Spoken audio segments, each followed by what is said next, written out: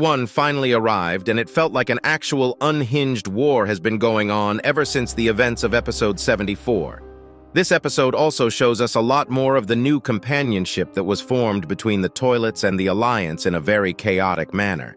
But that's not all, because most of you would think that this episode probably didn't have much that was important for the lore, and that's where you'd be mistaken, because we are slowly learning more about the Astros. It feels like we are getting closer to learn about their actual origins, which I'll talk about later in the video, but more importantly, the freaking chair is back, as we saw in the leaks, and it's weird. Really, really weird. I think the chair glazers will win the fight against the non-chair believers, because this episode literally shows that we were right, and there is no way people can deny us now. It also feels like an episode that we'd see Secret Agent in, but so far, I haven't been able to see him after watching it like 10 times and going frame by frame. If he does appear, and I do catch him somewhere, I'll make sure to showcase it in the video. There is also the fact that this episode right now is only a part 1, and it's already 3 minutes long, and it's the episode before the most awaited episode, 77. People already know that something big will happen in episode 77 because so far some of the biggest events have happened on episode 47, 57, and 67. While also Boom did say himself that he was hyped for episode 77, so it's likely that the full version of episode 66 will be the lead-up to Titan Cameraman's fate, which we'll see in episode 77.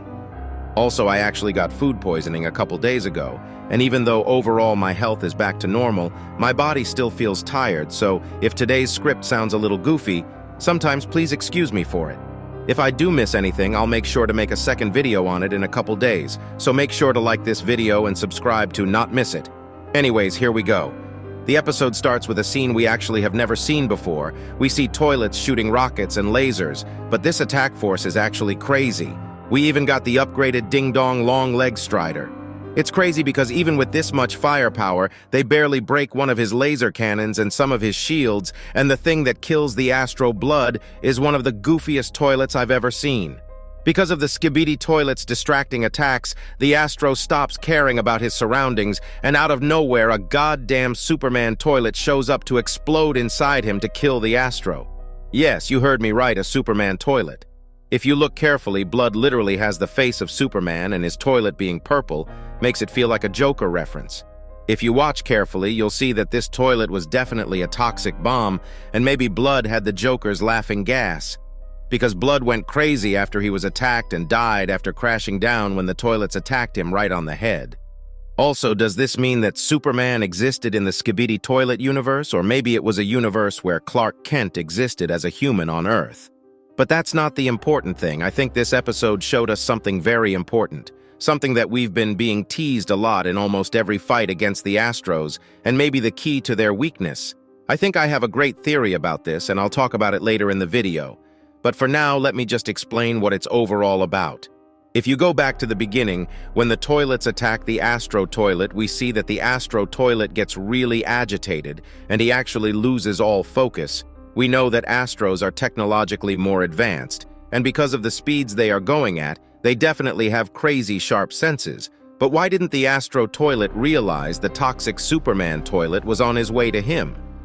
Things are not making sense, but once you hear my theory, I think it'll make more sense because everything we've seen so far is pointing to the same conclusion. After this scene, we see another Astro interrupting the Skibidi toilets, and he instantly says, "How dare you resist, traitor scum!" with a furious voice. Here you go, listen to it yourself.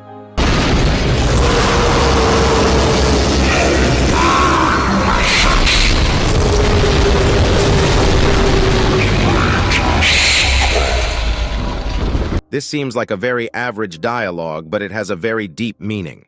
The fact that he is telling this to the normal toilets shows how much hate he has for the Skibidi toilets. He doesn't just call them traitors, but adds the scum as well. They at least acknowledged G-Man toilet as if he was and used to be one of them. But for these normal toilets, they don't even see them as things that should be resisting, and he kills them as if they weren't even supposed to even exist in the first place.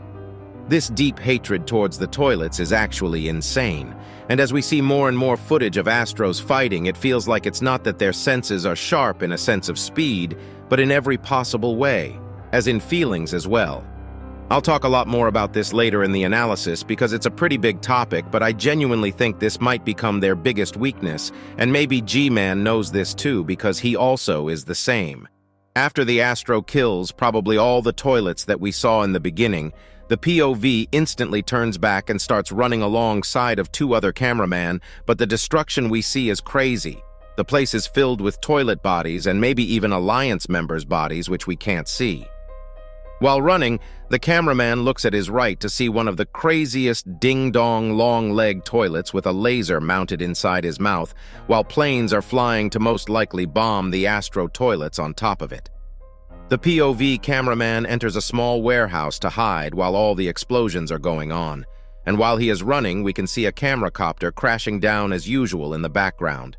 But suddenly, a toilet with a bunch of broken parts shows up in front of them, and Blood looks scared and just stares at the POV as if someone said English or Spanish to him while the POV pulls out two rocket launchers. This POV is unhinged, bro. But I think what happened here and what'll happen in a few moments show us that the squad we've been watching from the beginning wasn't aware of the team up between the toilets, and this toilet looks more shocked about the fact that the cameraman pulled the rocket launchers instead of helping him. Which means the team up here has been going for some time, just not enough for everyone in the area to know. Also, this squad is not a reinforcement squad, which we know from this large cameraman having two rocket launchers instead of one big laser gun and no jetpacks. So maybe the Alliance members who has been out in the wild for a while have no idea what's going on. It's even possible that they already lost their tablets and have been stuck in the city for a while. This gets more clear with what happens later in the episode. After the toilet looks in a very sad way, he suddenly gets rammed by an Astro toilet going light speeds. And not only that, but this Astro literally has a mask that he can control. After blocking the rockets, Blood opens his mask back on before he shoots the POV cameraman with his lasers. But why does he look so moisty? Yes, I know it's raining and all the other toilets are like this too, but still, bro, this one has a different shine on it for sure. This Astro toilet suddenly gets murked by a huge skibidi toilet that looks like an old tank. And when this tank toilet backs up, the POV cameraman looks up and instantly pulls up his rocket launchers. But before he can even shoot, the cameraman next to him beats him to it and uses the stun gun on it, and literally English or Spanishes the toilet into not moving a single inch. Bro's facial expression even looks like the guy from the videos.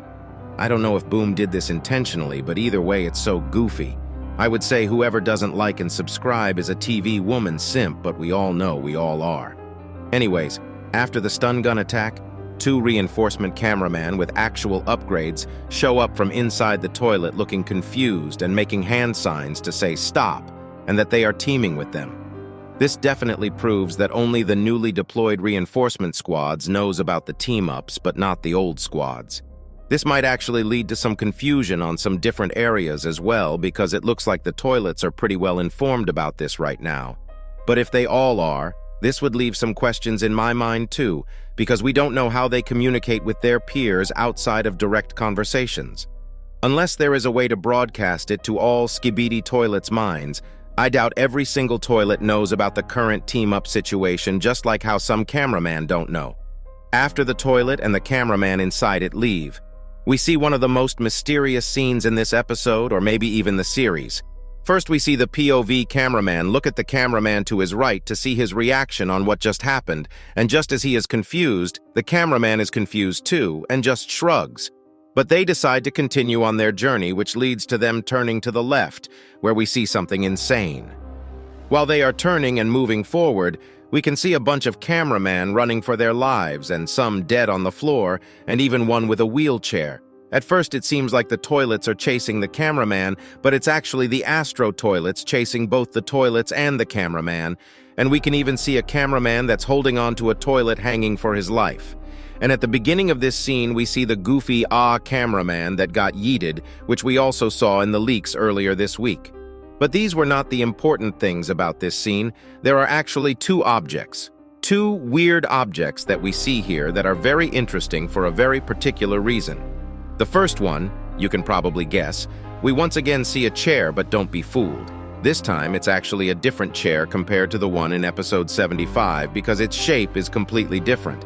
But there is definitely something up with this chair because it moves by itself in a very unconventional way.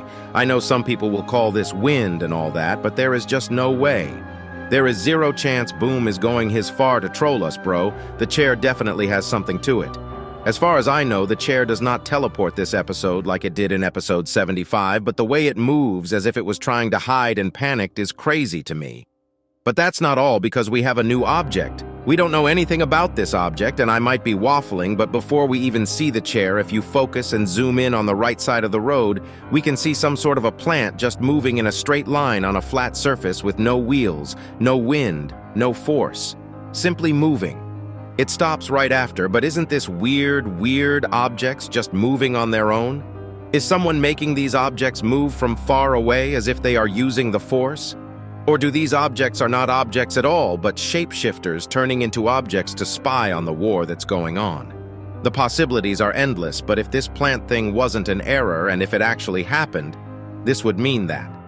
Now we not only should be looking at the chairs, but literally every object that just moves on its own. And weirdly enough, we do get a better look at this plant later in the episode, which I'll show you when we get there, so stay tuned. After we see these objects, the POV cameraman pulls up his rocket launcher to attack one of the Astro troops, and from the looks of it, these small Astros with closable helmets are like the normal troops for Astros, because it's exactly the same as the last one we saw.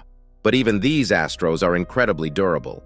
Since this Astro was distracted, the rocket actually does a bit of damage, but with both the stun rays and rockets coming at him at the same time, he gets stunned just like how any normal skibidi toilet would, which leads to the POV cameraman breaking the Astro's helmet to remove his protection and stabs his head before stealing his laser gun. But this reveals us something even more strange, which are the tattoos on his head. But before that, look at this laser the large cameraman stole. This thing looks super high-tech and is definitely some extraterrestrial technology, just like what we thought. The Alliance is definitely stealing this tech and putting it in the lab as soon as possible to study it and learn from it to improve their own technology. I think we all know that with the Alliance's current state, they have no chance of winning against the Astros even with the toilets. They definitely need to improve their technologies and all the equipment they use. I feel like with this Astro tech we are getting our hands on, we might get to see some crazy Titan upgrades in the future. I don't know how they'll look like, but I'm 100% sure they'll be crazy. And also I talked about the durability of the Astros because how did this blood get up seconds after being stabbed in the head like that as if nothing happened?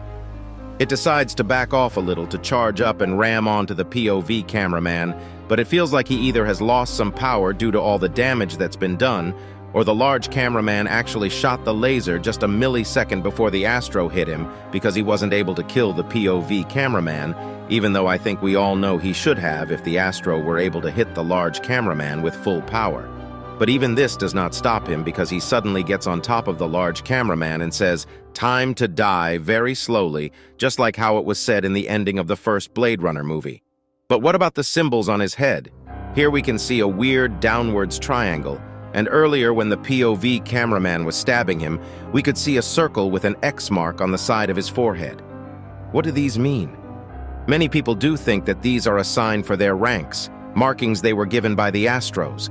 It's not clear if all Astros have these, since I don't think we've seen markings on G-Man toilet nor any other Astro toilet we know yet, but it definitely sounds possible.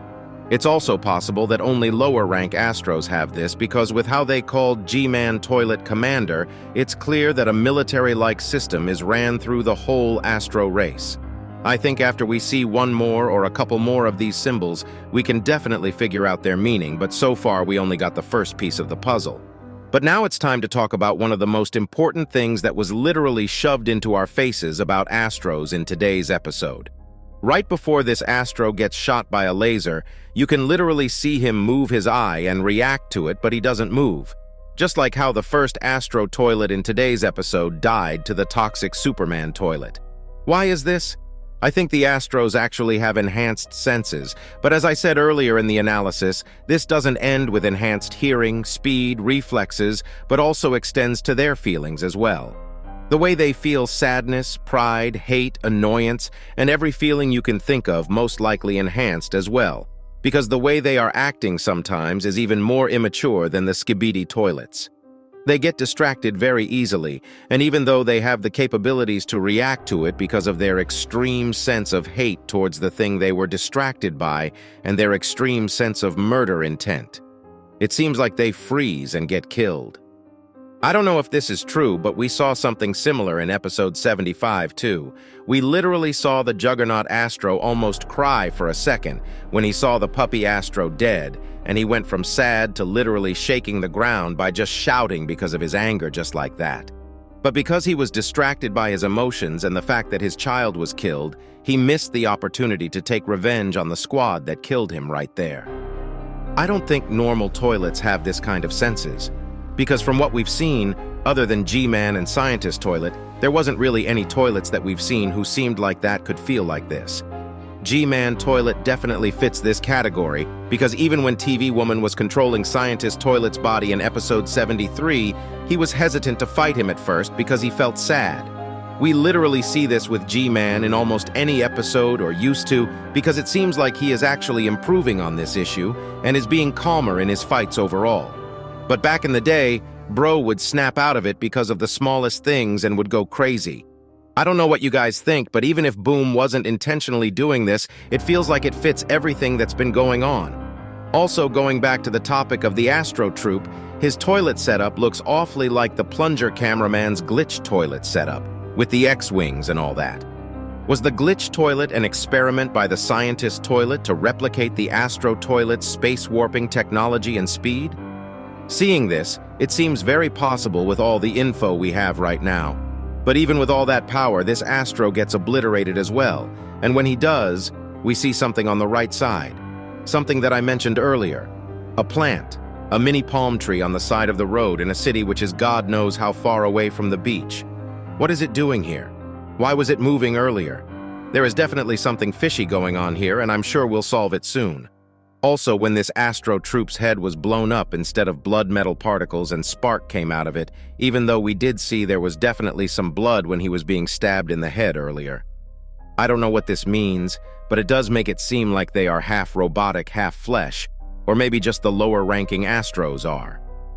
After the Astro dies, POV turns to his left and is greeted by the reinforcement large cameraman who came to save him.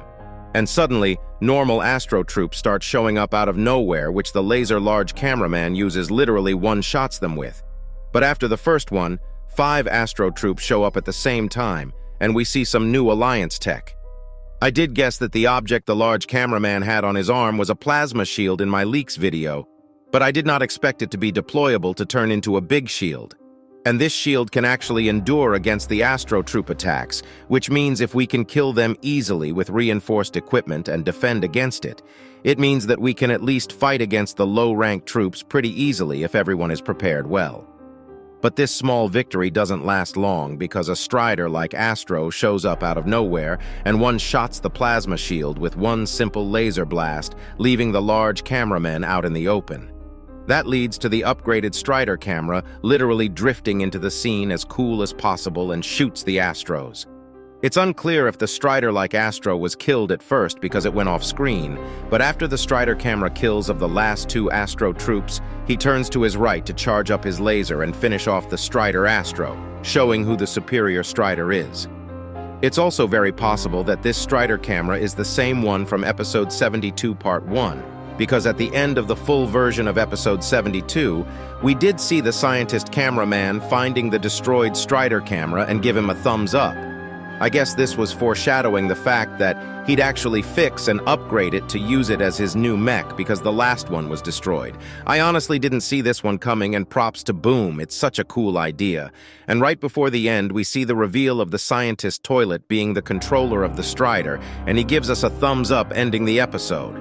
Don't forget this was just part 1, and with how the last 2 episodes been, I think the upcoming episodes will keep getting crazier, and over time the team up between the toilets and Alliance will get stronger. So if you don't want to miss out on anything, make sure to like and subscribe.